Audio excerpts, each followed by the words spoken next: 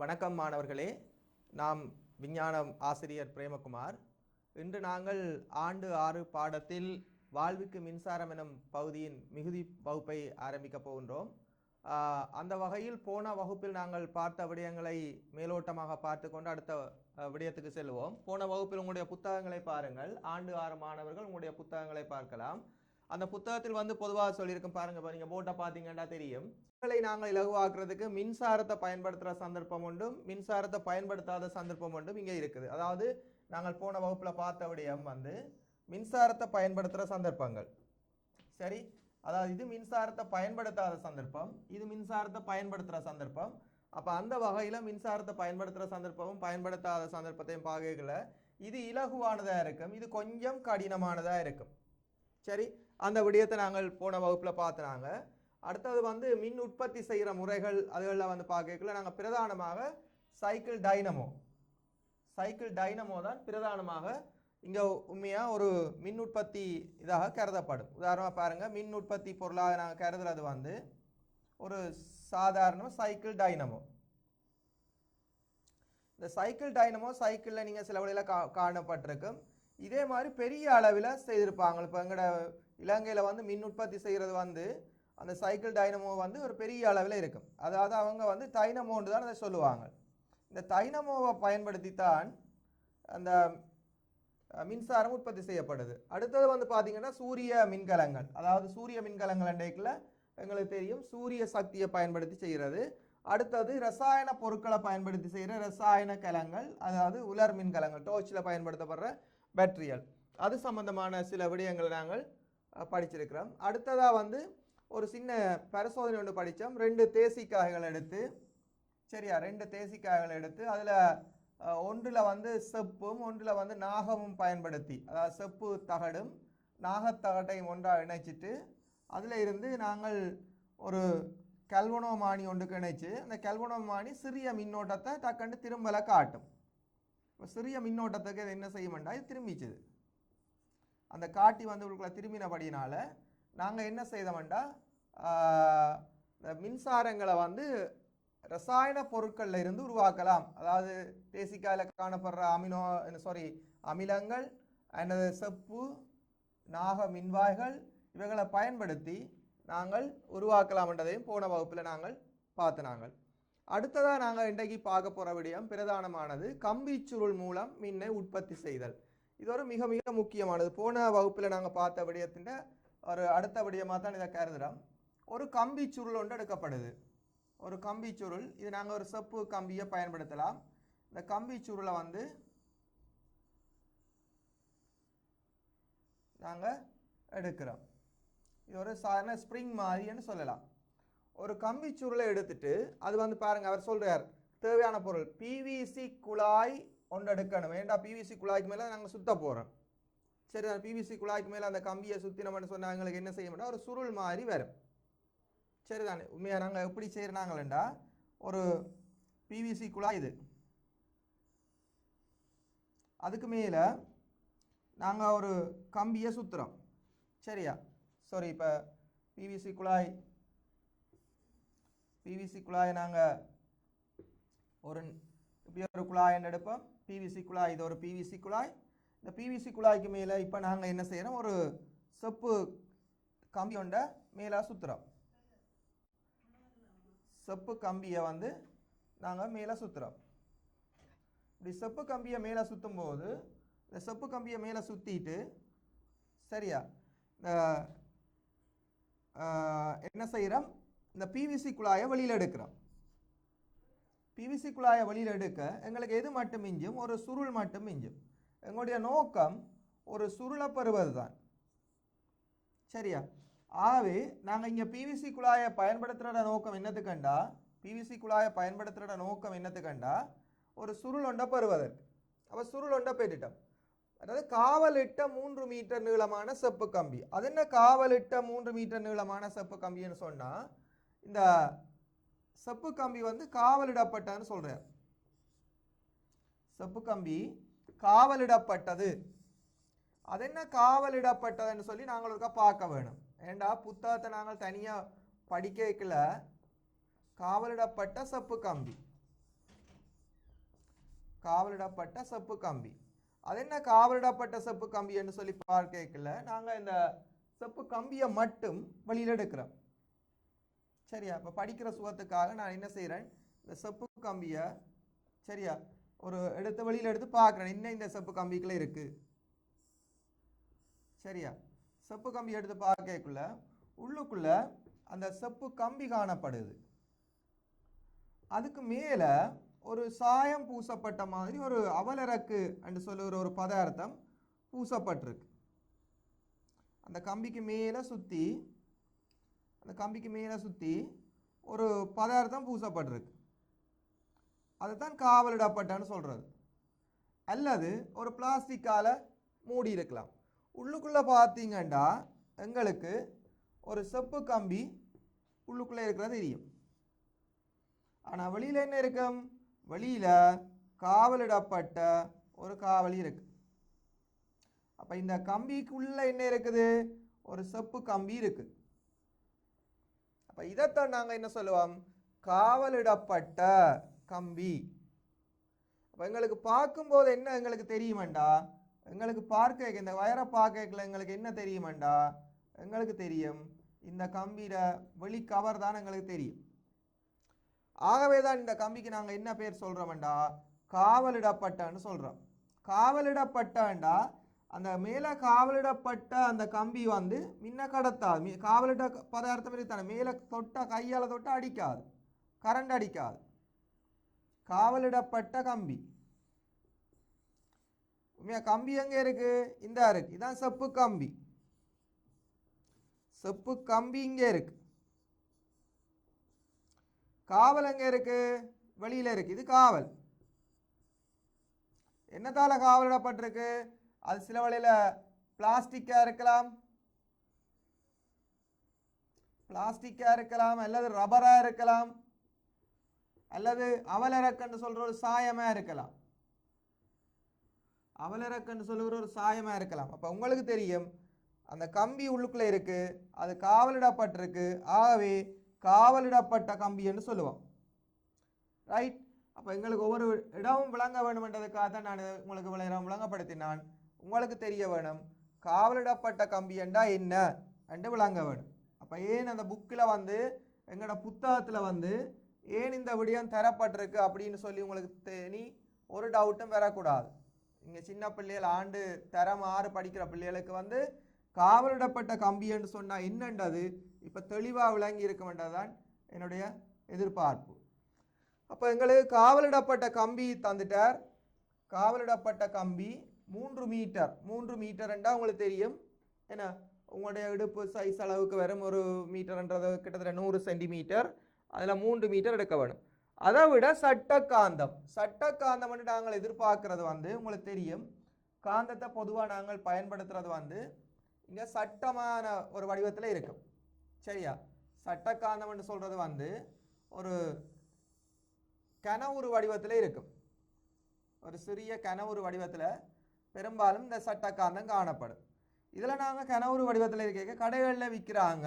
முன்னுக்கு வந்து அந்த அவங்களோட ஒரு கலர் ஒன்று இருக்கும். அவங்க வந்து ஒரு சைட்டுக்கு நீல கலராகவும் ஒரு சைட்டை நீளமாகவும் வச்சிருக்கிறாங்க ஒரு காந்தத்தில். சரிதானே? மற்ற சைட்டை வந்து சிவப்பாகவும் வைத்திருக்கிறாங்க. ஏனென்றா நீங்கள் வடக்கு தெற்கு முனைகளை கண்டுபிடிக்கிறதுக்கு. அப்போ அந்த சிவப்பு முனையை வச்சு டக்குன்னு நீங்கள் அதை வடக்கு திசையண்டோ என்ன தெற்கு திசையோண்டோ நீங்கள் காட்டி பார்த்து கண்டுபிடிக்கலாம். ஆனால் சிவப்பு வந்து பொதுவாக வடக்கு திசையை காட்டுறதா இருக்கும். சரியா? அப்போ அந்த காந்தத்தில் வந்து ஒரு பக்கம் சிவப்பு ஒரு பக்கம் நீலமன்ற வகையில் இருக்கும். அது சட்ட காந்தம். அது அந்த சுருளுக்குள்ளே போகக்கூடிய மாதிரியான அளவில் இருக்க வேணும். அடுத்தது ஒரு கல்வனோமானி நாங்கள் ஏற்கனவே படிச்சிருக்கிறோம். கல்வனோமானியை பொறுத்தளவில் எங்களுக்கு தெரியும். கல்வனோமானி எப்படியானதுண்டா சிறிய மின்னோட்டங்களை, அதாவது அந்த மின்னோட்டத்தை நாங்கள் சொல்லும் பொழுது சிறிய மின்னோட்டங்களை அளக்கக்கூடிய ஒரு கருவியாகத்தான் அது இருக்கும். சிறிய மின்னோட்டங்களை அளக்கக்கூடிய ஒரு கருவியாகத்தான் அந்த கல்வனோமானி இருக்கும். சரி, அந்த கல்வனோமானியில் வந்து உங்களுக்கு தெரியும் ஒரு பக்கத்தில் ஒரு சிவப்பு முனையும் இன்னொரு இடத்துல ஒரு நீல முனையும் காணப்படலாம். அதில் ஒரு கருப்பு கலரில் இருக்கும். சரிதானே? நாங்கள் அந்த மின் இணைப்புகளை வந்து அந்த கம்பிகளோட சரியான முறையில் இணைக்க வேணும், அது முக்கியமானது. ரைட், ஆளி இருந்தால் இடையில ஆளியை இணைச்சு கொள்ளலாம்.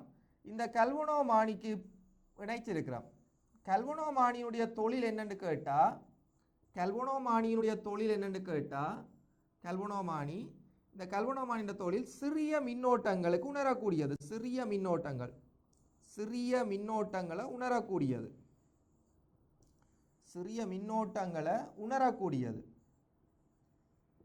மின்னோட்டங்களுக்கு சென்சிட்டிவானது.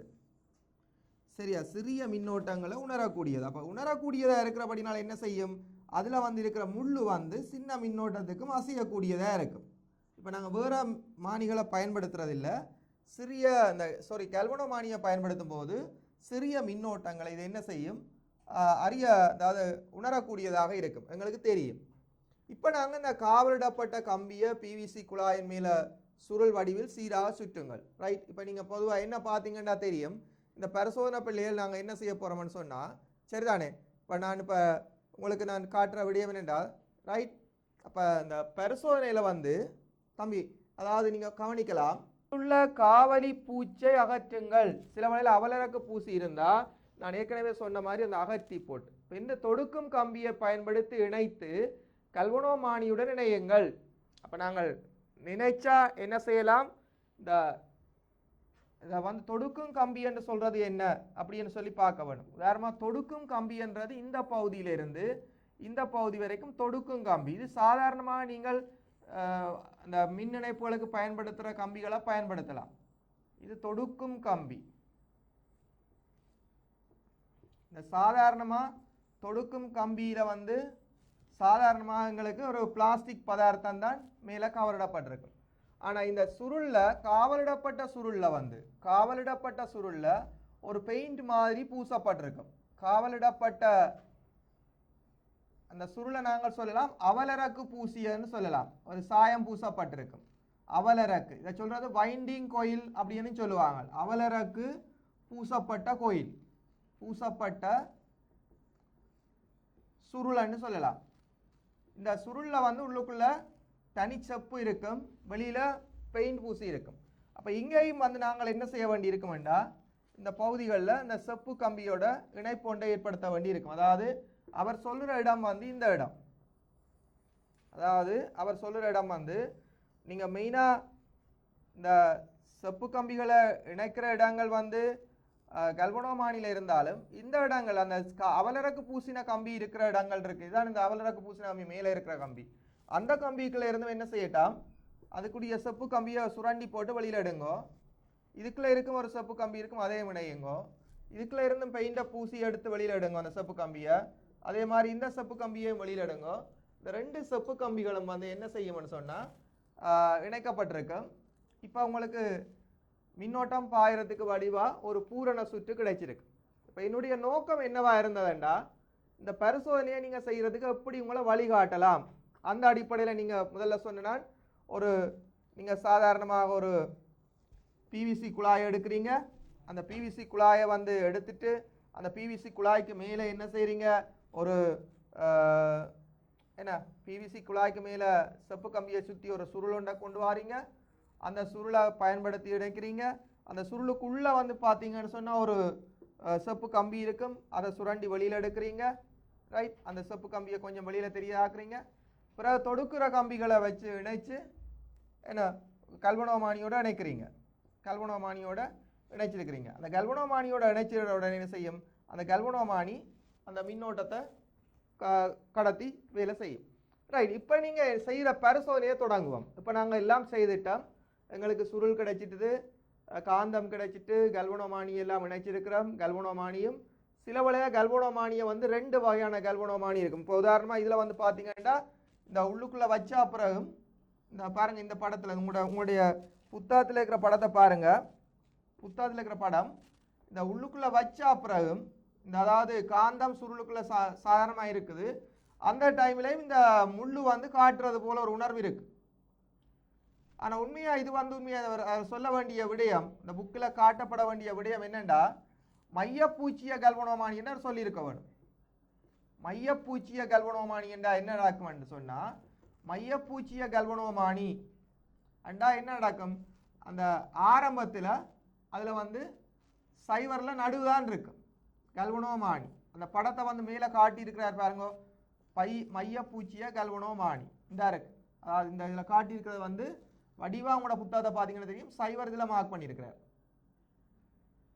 ரைட், அதில் ஒரு முள் இருக்குது. அந்த முள் வந்து உங்களுக்கு தெரியும், அந்த முள் நேராக தான் இருக்கும். அதில் படத்தில் வடிவா தெரியல, அது சரியாக நேராக தான் இருக்குது, சைவருக்கு நேராக தான் நிற்கும். அப்போ அந்த நாங்கள் அந்த திசையையும் வரைஞ்சு கொள்ளலாம். சில வேளையில் அந்த அந்த கல்வனோமானியிட முள்ளு திரும்புகிற திசை இங்கால திசையாக இருக்கலாம் அல்லது இங்கால திசையாக இருக்கலாம். அப்போ மின்னோட்டம் பாயிற திசையையும் இதை அறிஞ்சு கொள்ளலாம். அப்போ மையப்பூச்சிய கல்வனோமானியை பயன்படுத்துறது இன்னும் பெஸ்ட் எங்களுக்கு. அப்போ இங்கே இவர் சாதாரணமாக கல்வனோமானி என்று சொன்னாலும் உங்களோட புத்தகத்தில் வந்து காந்தம் நடுவில் வைக்கப்பட்டிருக்கும் போது வாசிப்பு காட்டுறது மாதிரி இருந்தாலும் அது வாசிப்பு இல்லை, அது சைவர். அந்த மின்னோட்டம் உருவாகிற வாசிப்பு இல்லை, சைவர். இப்போ என்ன செய்கிறீங்க, இந்த சுற்றில் வந்து வடிவா பாருங்க.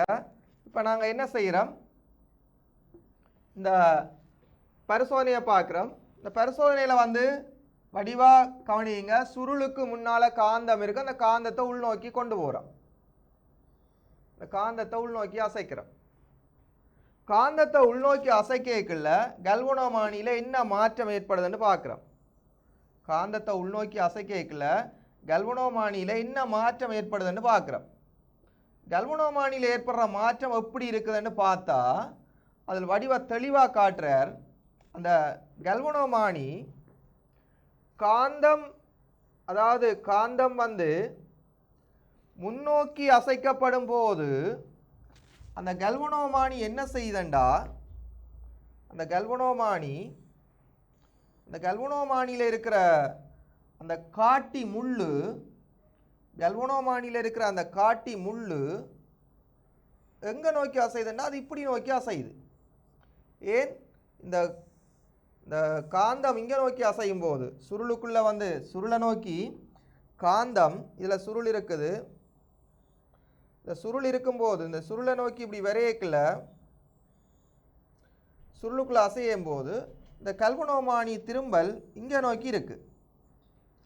அதே அளவில் அதே மாதிரி அந்த காந்தத்தை வந்து நாங்கள் வெளிநோக்கி எடுக்கும்போது அசைக்கும்போது இந்த கல்வனோமானியினுடைய முள்ளு வந்து எவ்வாறு அசைதுன்னு சொன்னால், இங்கே பாருங்கள், இந்த காந்தத்தை வெளிநோக்கி எடுக்கல இந்த கல்வனோமானி நாங்கள் சொட்டும் எதிர்பார்க்காத மாதிரி அந்த காந்த முள்ளு வந்து இங்கே நோக்கி அசையுது. அதாவது இவர் இங்கே நோக்கி போயிருக்கல, நான் வரமாட்டேன்னு ஒன்று போயிருக்க, ஐயோ வாண்ட மாதிரி இவர் இங்கே அளவா திரும்புகிறார். இவர் வாரன் போயிருக்க, ஐயோ வராத இங்கே அளவு போகிறார்.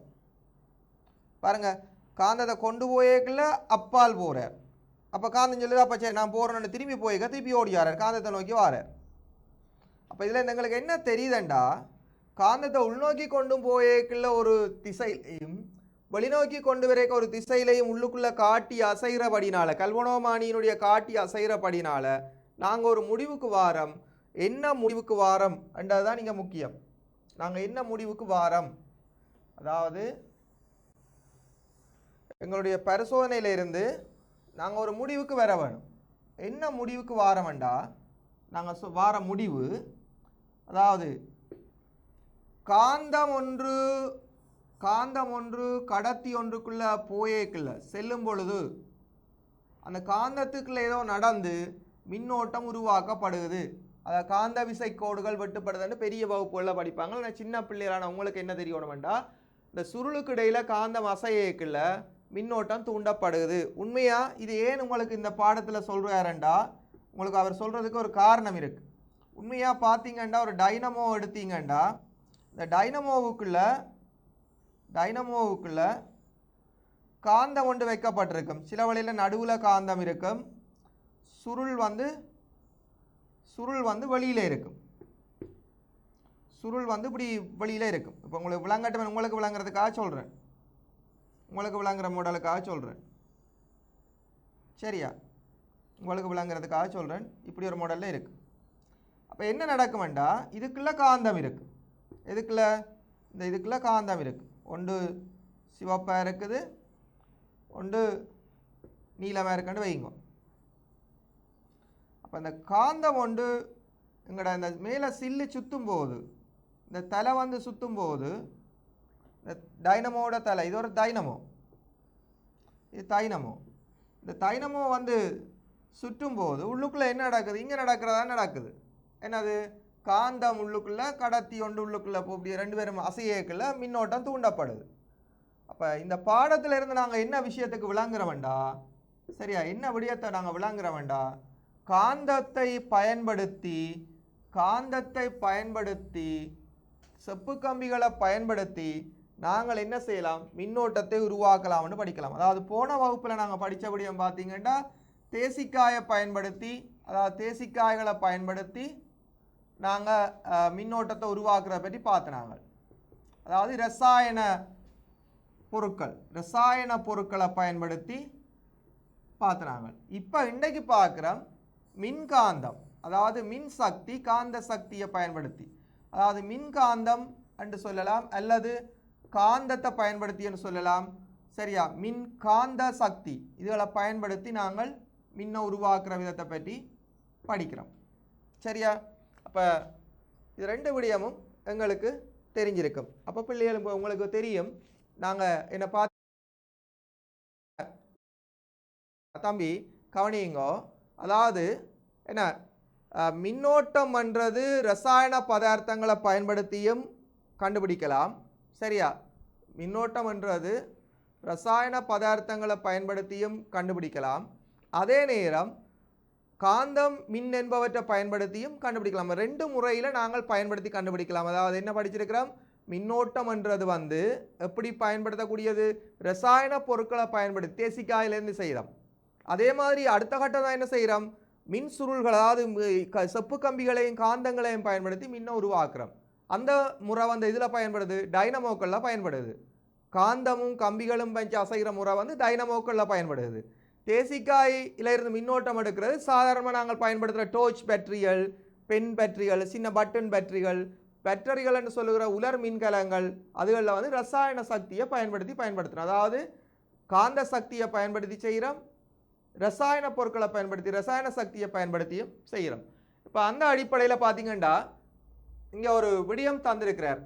அதாவது கம்பி சுருளின் ஊடாக காந்தத்தை, வடிவா பாருங்க, கம்பி சுருளின் ஊடாக காந்தத்தை அசைக்கும் போது மின்னோட்டம் உருவாகியுள்ள என்பது தெளிவாகிறது.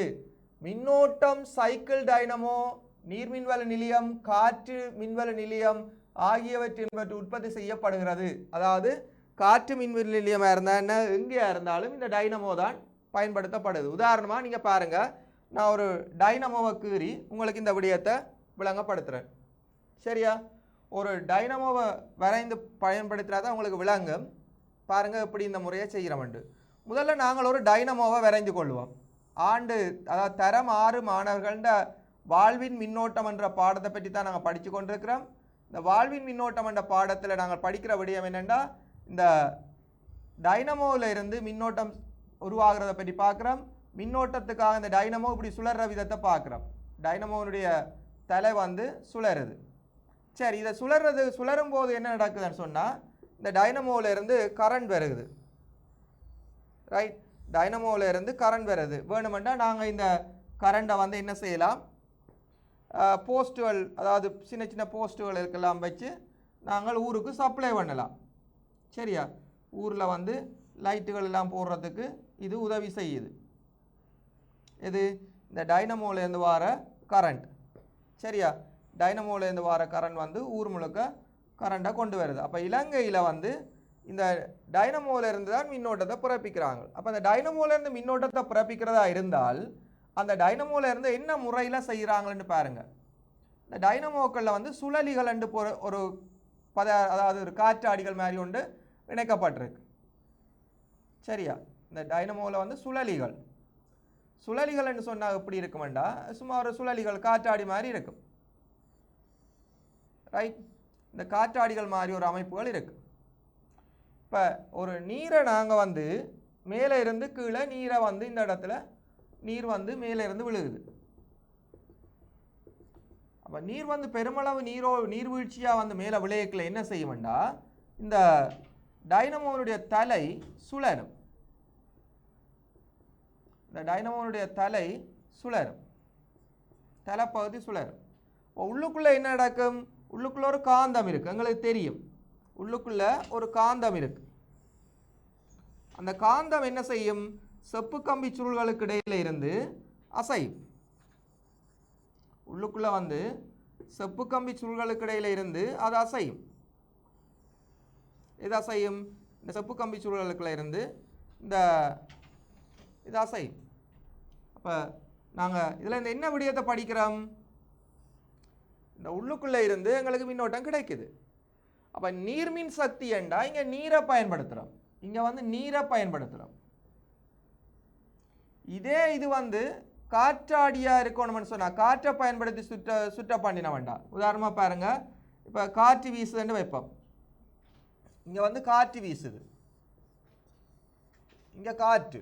அப்போ காற்று வீசும்போது என்ன நடக்கும்? காற்று வீசும்போது காற்றாடி, அதாவது நாங்கள் காற்று வீசும்போது நாங்கள் சொல்லலாம் இது காற்று, காற்றை பயன்படுத்தி செய்கிறோம்.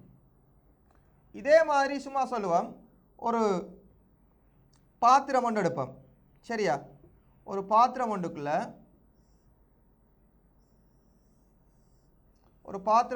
நீரை வைப்போம்.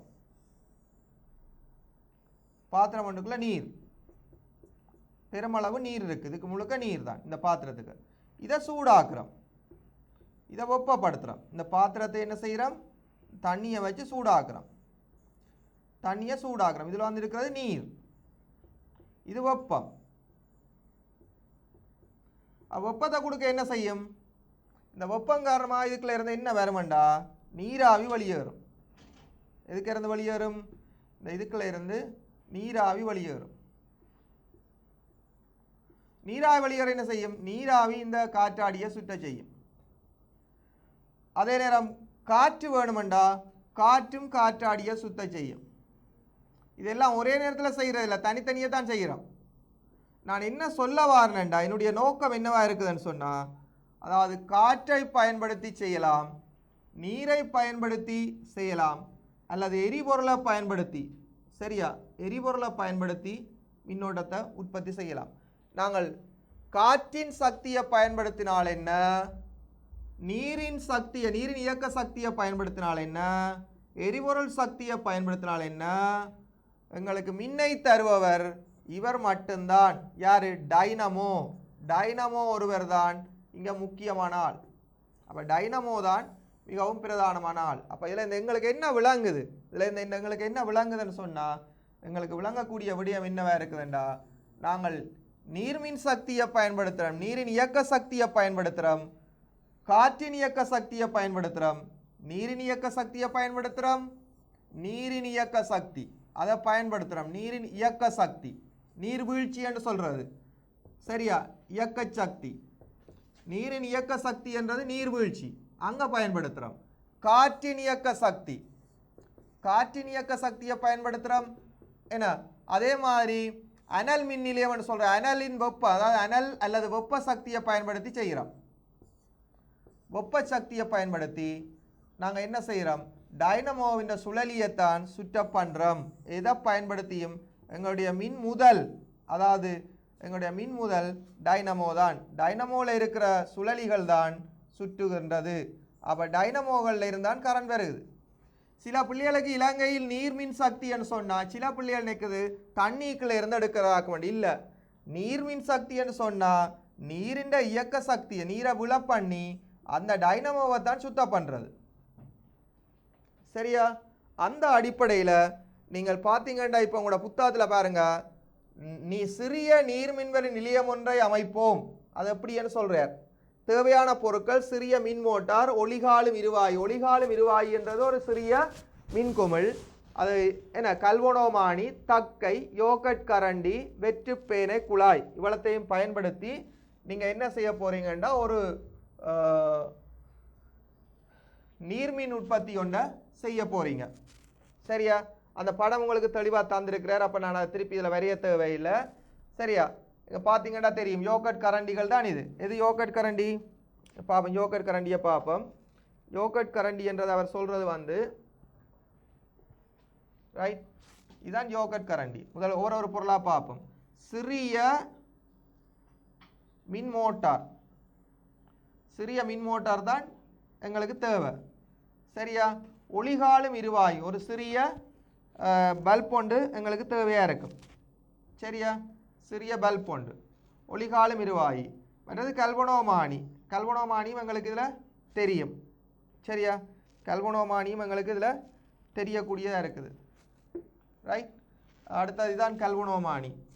ரைட், படத்தில் காட்டப்பட்டவாறு அமைப்பொன்றை அமையுங்கள். மின்மோட்டார் நனையாதவாறு நீர்க்குழாயை திறந்து நீர்த்தாங்கியை சுழலை செய்யுங்கள். உண்மையாக எங்களுக்கு இதில் எல்இடி பல்ப்னு சொல்கிற ஒரு பல்பை இதில் இணைச்சிருக்க வேணும்.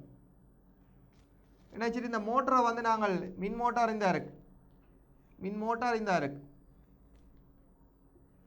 ஒளிகாலம் இருவாயை நாங்கள் இணைச்சிருக்க வேணும். வேறு அந்த படத்தில் திரையில் நாங்கள் அதை பார்த்துருக்க வேணும். இது ஒரு ஒளிகாலம் இருவாய்.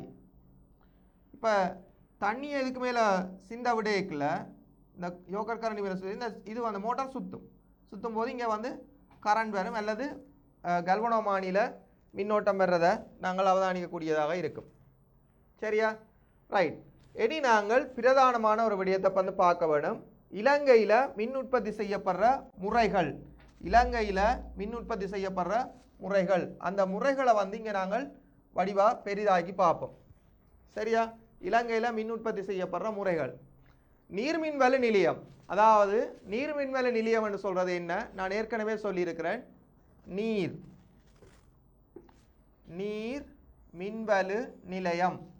அங்கே என்ன நடக்க போகுது? நீர்வீழ்ச்சியை பயன்படுத்தி மேலேருந்து தண்ணி விழும்.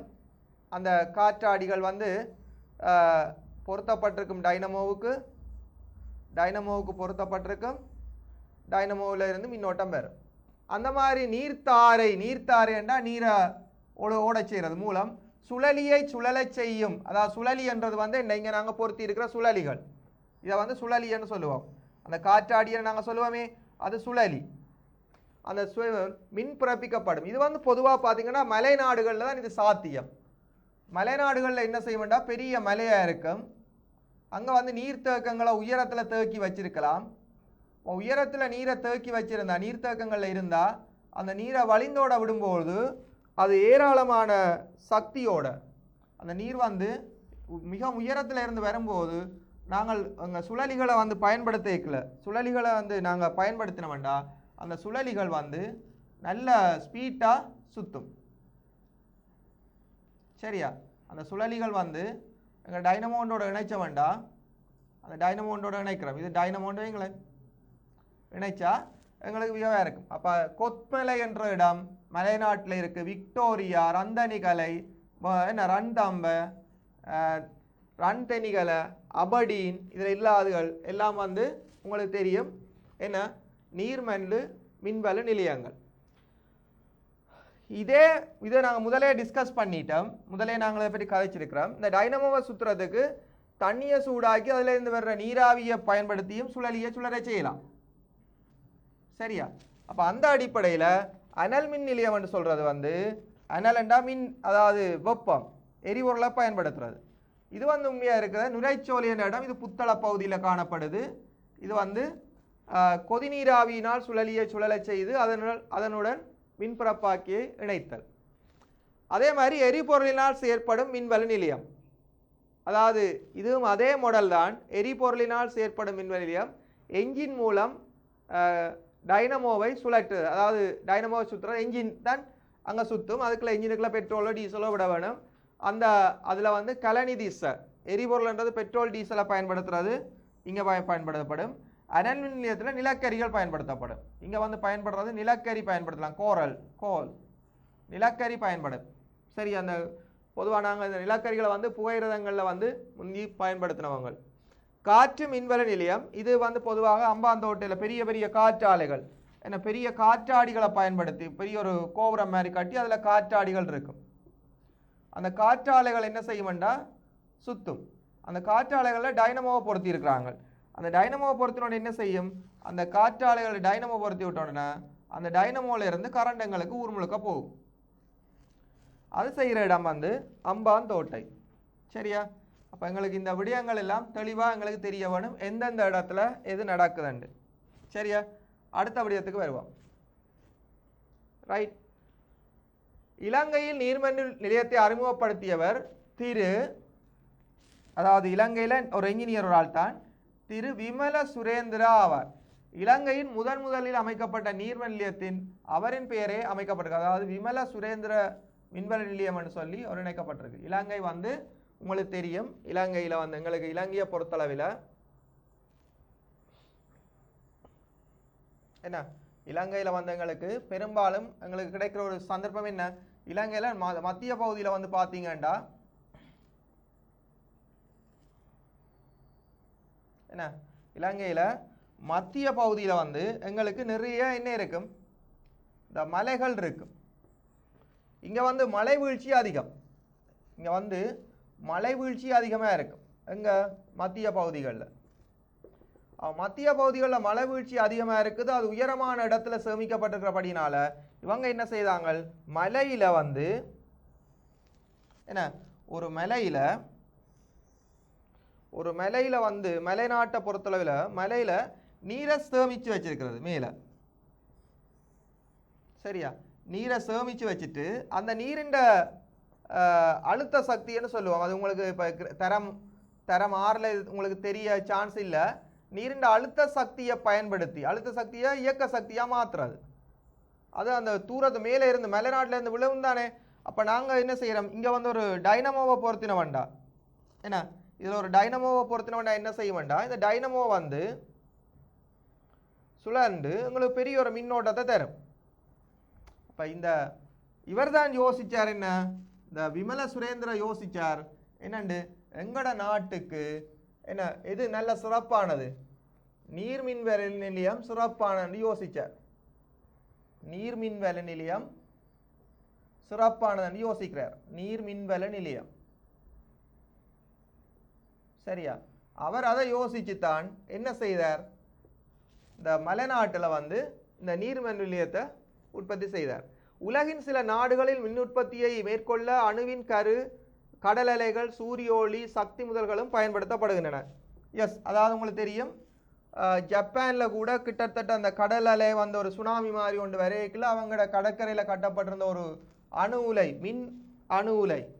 சரியா? இப்போ நீங்கள் என்ன பார்த்தீங்கன்னா விளங்கும், ஜப்பானில் வந்து சரியா அங்கே பயன்படுத்துகிற அதாவது அணு கதிரியக்க பதார்த்தங்களை பயன்படுத்தி அதிலிருந்து வர்ற சக்தி. இப்போ அணுகுண்டை யோசிங்க, சும்மா குண்டு வடித்தாலே வீடு கட்டிடங்கள் எல்லாம் சிதறுது.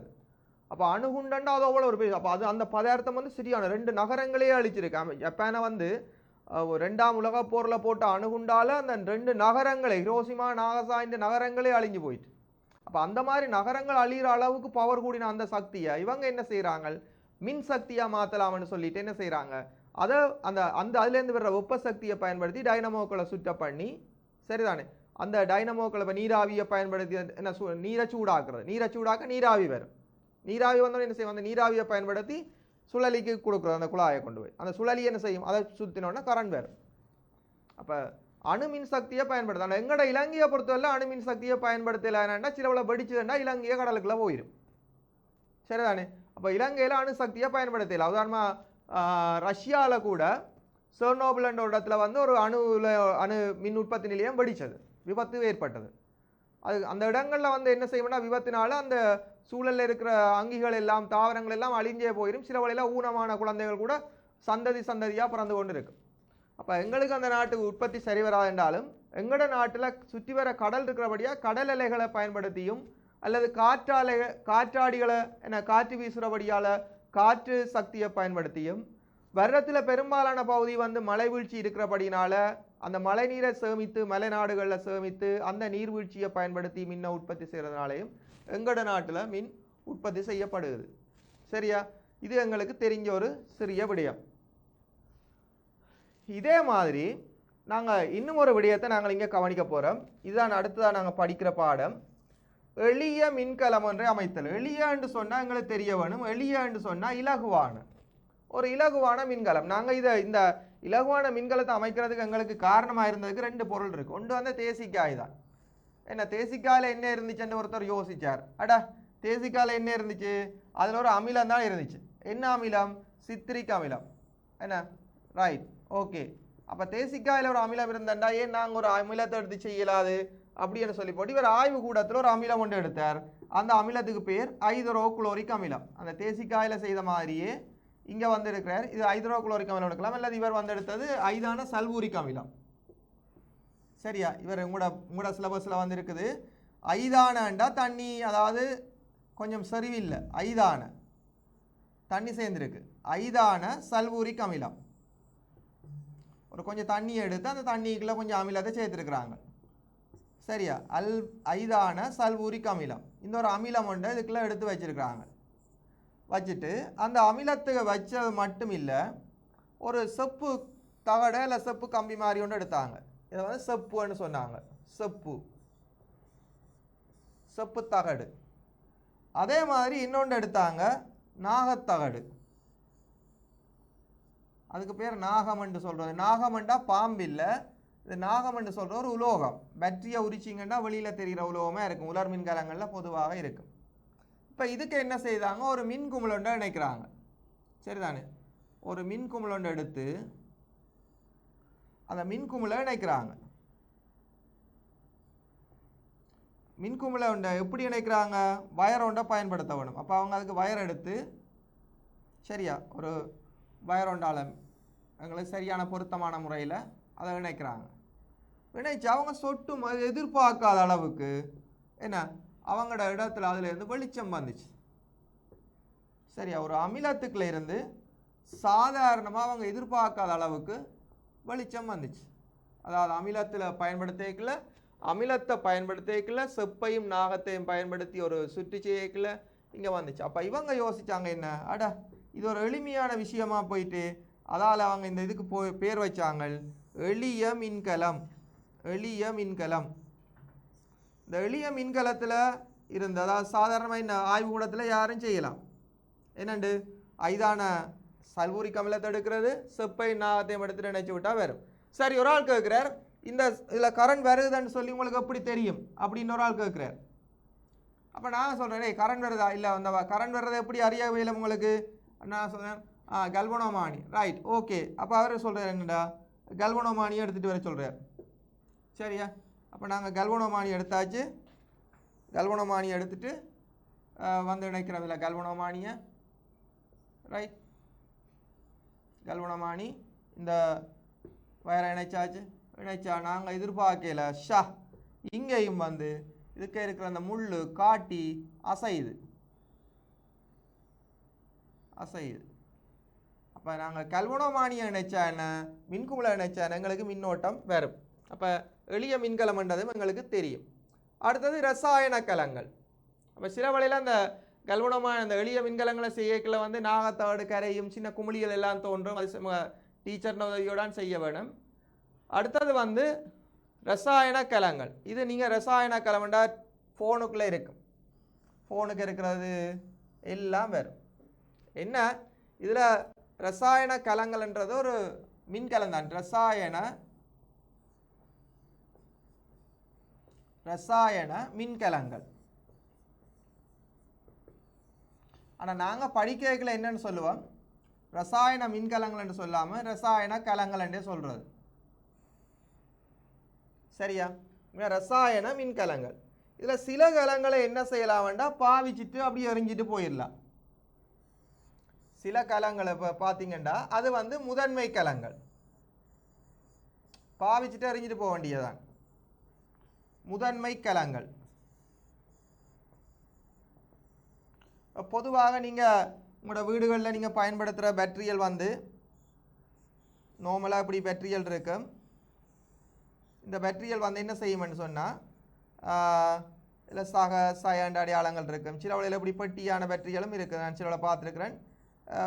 பேட்டரியின் ஷேப்புகள் இப்படி இருக்கும். ஆனால் என்ன சொல்லுங்க, பயன்படுத்திட்டு அறிய வேண்டியதான். ஆனால் சில கலங்கள் இருக்குது, அந்த கலங்களை வந்து நாங்கள் திரும்ப திரும்ப சார்ஜ் ஏற்றி பயன்படுத்தலாம், திரும்ப திரும்ப மின்னேற்றி பயன்படுத்தலாம். அந்த கலங்களை வந்து நாங்கள் சொல்கிறது துணைக்கலங்கள். இப்போ நீங்கள் சில வழியில் ஒரு ஹேண்ட்ஃபோனில் வந்து ஒரு டைம் ஒரு ஹேண்ட்ஃபோன் எடுத்தீங்கண்டா கை தொலைபேசி இருக்குதானே கை தொலைபேசியில் சரியா இந்த கை தொலைபேசி இருக்கிற ஆக்கண்ட இந்த இதுகளில் வந்து பின்னுக்கு ஒரு பேட்ரி இருக்கும் இதுக்குள்ளே இருந்து நாங்கள் ஒரு பேட்ரி ஒன்றை வெளியில் எடுப்போம் அந்த பேட்ரி வந்து ஒரு சின்ன பேட்ரியாக இருக்கும்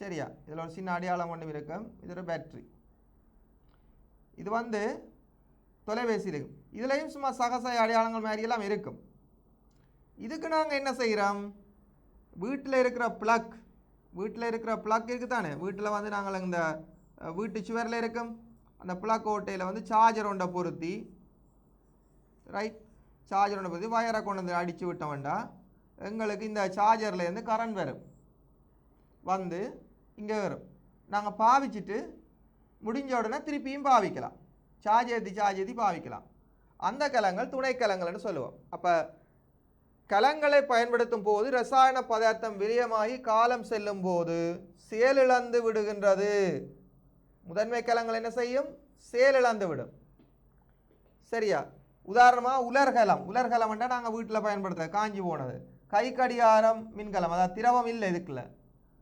கேமராக்கில் கேமரா கடிகாரம் துணைக்கலங்கள் இதுகள் எல்லாம் வந்து பொதுவாக கேமராக்கள் எல்லாம் பயன்படுத்துறது வந்து முதன்மை கலங்கள் பாவிச்சுட்டு எறியலாம் ஆனால் துணைக்கலங்கள் சில வழியில் கார் பேட்ரி காரில் இருக்கிற பேட்டரியை பார்த்தீங்கன்னா தெரியும் காரில் வந்து உங்களுக்கு இது தெரிஞ்சிருக்க வேணும் இப்போ வந்து பார்த்தீங்கன்னா காரில் இருக்கிற பேட்ரி வந்து காரில் இருக்கிறது தான் உண்மையான பேட்ரி ஏன்னா கார் பேட்டரின்னு சொல்லிக்கல அதுக்கு நிறைய பேட்டரியை சேர்த்துருக்குறாங்க அதுக்குள்ள ஒவ்வொன்றும் ஒவ்வொரு பேட்ரி பாருங்கள் இது ஒரு பேட்ரி இதுக்குள்ள நிறைய பேட்டரி இருக்குது கார் பேட்டரிக்குள்ள அதாவது பேட்டரின்னு சொன்னால் மின்கலம் அதாவது மின்கலங்கள் பல சேர்ந்தால் பல மின்கலங்கள் இருந்தால் அதை நாங்கள் சொல்லலாம் பேட்டரி என்று சொல்லலாம் அப்போ உண்மையாக நாங்கள் பேட்டரி என்று சொல்ல வேண்டியது பேட்டரி என்று பேச்சு வழக்கில் சொல்ல டோர்ச் பேட்டரி என்று சொல்கிறதெல்லாம் பிள்ளை பேட்டரி என்று சொன்ன என்ன பல மின்கலங்கள் இருக்கணும் உதாரணமாக நாங்கள் இதை பேட்டரி என்று சொல்கிறது பிள்ளை இப்படி ஒரு கலம் இருக்குதானே நாங்கள் வீடுகளில் பயன்படுத்துவோம் சகசை என்று சொல்லுவோம் விஞ்ஞானத்தை பொறுத்தவரை இது பேட்டரி இல்லை இதுக்கு பேர் மின்கலம் அல்லது உலர்கலம் இதுக்கு பேர் மின்கலம் அல்லது உலர்கலம் ஆனால் இந்த கார் பேட்டரின்னு சொல்கிறோமே இதுகள் தான் துணைக்கலங்கள் பல கலங்கள் சேர்ந்திருக்கும் சரியா அவைகளை ரசாயன மின்னேற்றி நாங்கள் இதை பயன்படுத்தக்கூடிய மாதிரி இருக்கும் சரியா அப்போ நாங்கள் என்ன விடயத்தை பார்க்குறோம்டா எங்களோட நேரமும் சரியாக வந்து கொண்டிருக்கும் அதாவது நாங்கள் வந்து என்ன மாதிரி பார்த்து கொண்டிருக்கிறோம்டா ஏன்னா மின்கலங்களை பற்றி படிக்கிறோம் மின்கலங்கள் வந்து என்ன மின்கலங்கள் முதன்மை மின்கலங்கள் துணியான மின்கலங்கள் என்று படிக்கிறோம் அந்த துணியான மின்கலங்கள்ன்ற மின்னேற்றி பயன்படுத்தலாம் இது மின்னேற்றாமல் பாவிச்சுட்டு எறியலாம் ஆகவே மாணவர்களே இது நாங்கள் வாழ்வின் மின்சாரம் தொடர்பான ரெண்டாவது வகுப்பு இன்னும் ஒரு வகுப்பில் இந்த பாடத்தை நாங்கள் முடித்து கொள்வோம் என்று கூறி விடைபெறுகின்றேன் இந்த டான் கல்வி ஒலிபரப்பு நிறுவனத்தினருக்கும் தொழில்நுட்ப உதவியாளர்கள் ஆர்கே மற்றும் அனைத்து உறுப்பினர்களுக்கும் நன்றி கூறி விடைபெறுகிறேன் நன்றி வணக்கம்